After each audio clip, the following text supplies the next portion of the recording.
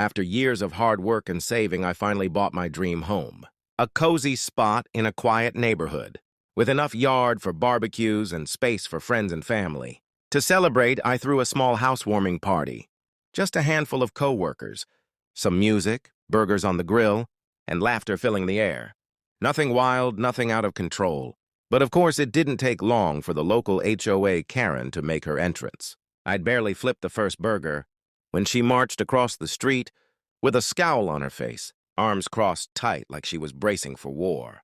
"You're disturbing the peace," she snapped, ignoring the smiles and greetings from my guests. I politely assured her the music was at a reasonable volume and that we'd be done by sundown. That wasn't good enough. "This is a respectable neighborhood," she barked before storming back to her porch.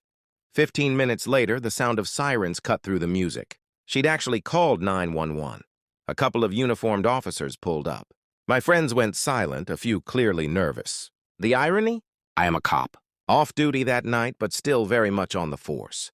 I greeted the officers with a smile, badge and hand, and they immediately relaxed. "This your place?" one asked. I nodded. "Got a complaint about loud music?" I gestured toward the Bluetooth speaker, barely loud enough to hear over the grill's sizzle. The officers shook their heads and chuckled. "This is a waste of time."